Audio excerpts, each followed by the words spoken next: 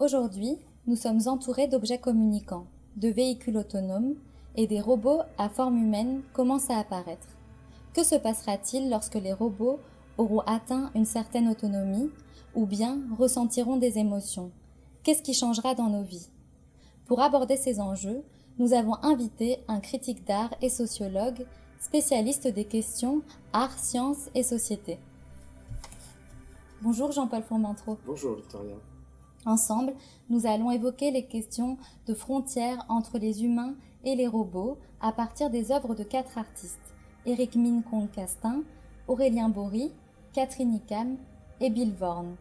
D'après eux, comment allons-nous interagir avec les robots dans le futur? Pour nous, humains, les robots ne sont plus seulement des outils puissants, ce sont de possibles partenaires. Ils ont leur propre mode d'existence et différents niveaux d'autonomie, ceux des voitures autonomes par exemple. Cela peut nous inquiéter, mais cela peut aussi susciter le désir de se rapprocher d'eux, de passer une frontière, surtout quand ils ont forme humaine. Non pas pour les dominer, mais pour communiquer avec eux et tenter de les comprendre. Historiquement, les robots s'inscrivent dans une double tradition, celle des créations technologiques, des marionnettes et des automates, et celle des mythes religieux et littéraires. Pensons par exemple aux figures du Talos, du golem, à la créature de Frankenstein ou aux cyborgs d'aujourd'hui. Pour nous, humains, les robots se situent souvent sur une frontière entre science et fiction, entre réel et imaginaire. Mais quelle serait la vision créatrice ou critique des artistes vis-à-vis des robots, et en particulier des robots anthropomorphes? Cherchent-ils ce qu'il y a d'humain en eux, ce qui leur manque pour être nos semblables? Par exemple, Éric Mincourt-Castin a expérimenté les promesses et limites de ce rêve de familiarité entre hommes et robots. Dans son ballet School of Moon, créé en 2016, il met en scène des enfants, des adultes et des robots humanoïdes. Les enfants et danseurs sont ralentis dans leurs mouvements pour qu'on ait l'impression que ce sont les robots qui sont les plus vivants. Ce qui crée chez le spectateur un sentiment de trouble entre ce qui apparaît humain et non humain. Et donc, les robots à forme humaine ne suscitent pas nécessairement de l'empathie? Non, car cette empathie est contrariée par une ambiguïté inhérente aux androïdes. Le roboticien japonais Masahiro Mori a nommé ce phénomène la vallée de l'étrange. Plus un androïde ressemble à un humain, et plus ses imperfections nous paraissent monstrueuses. L'humanoïde, plutôt que de faire naître notre empathie, va créer l'étrangeté, l'inquiétude, et finalement la répulsion. La ressemblance a donc ses limites.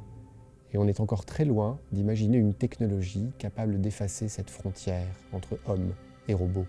Mais il y a une autre voie créatrice qui présente le robot comme un partenaire de l'humain, doté d'une certaine autonomie relationnelle. Oui, le robot incarne alors un nouvel être social, qui se définit par les interactions et l'expérience que l'on partage avec lui. Là encore, les artistes ont expérimenté cette proximité avec les robots dans différents contextes.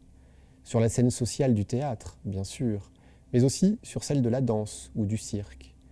Pensons à la pièce Sans objet du metteur en scène français Aurélien Bory.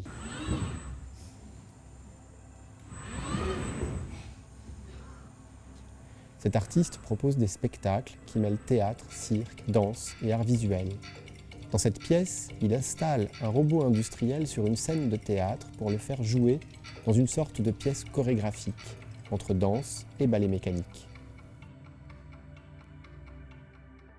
On pense aussi à l'artiste française Catherine Icam, qui a créé en 2003 un acteur virtuel pour un spectacle de cirque.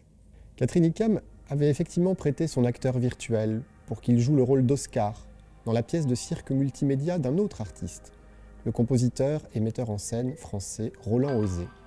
Cette pièce, appelée Schlag, était inspirée du roman Le Tambour de Günter Grass, paru en 1959, qui raconte l'histoire d'Oscar, un enfant qui refuse de grandir et joue avec un tambour dont il ne se sépare jamais. Dans la pièce Schlag, humains et robots agissaient en fonction de l'autre, parfois maladroitement, parfois même contre l'autre, Un peu comme dans ces spectacles où la marionnette fait aussi agir le marionnettiste, créant un rapport de force instable. Et pour d'autres artistes encore, on envisage une autonomie d'intelligence et d'action du robot, une forme d'émancipation par rapport à l'humain. En effet, certains chercheurs et artistes questionnent un mode d'être propre au robot, ce qui inclut, comme chez les humains, des faiblesses, des déraillements, voire des bugs. Ces déraillements sont-ils aussi envisagés du point de vue de la pathologie mentale ? C'est ce que pointent les réalisations ironiques, voire sarcastiques, du chercheur en robotique et artiste canadien Bill Vorn. Il se dit alarmé par le texte de référence en psychiatrie, le DSM-5, très controversé, qui vise à classifier et traiter les troubles et les maladies mentales selon des critères prétendument objectifs. Bill Vorn joue sur les comportements que des algorithmes peuvent générer de façon aléatoire. Depuis les années 1990, il fabrique et nous met en relation avec des machines hystériques, psychotiques ou autistes, sortes d'araignées désarticulées qui mettent le public à l'épreuve. L'enjeu, pour cet artiste, est d'interroger les effets psychologiques et les possibles déviances dans la relation à l'autre quand cet autre est un robot. En somme, ce qui transparaît à travers l'ensemble de ces œuvres, c'est qu'on ne peut plus considérer le robot comme une simple machine.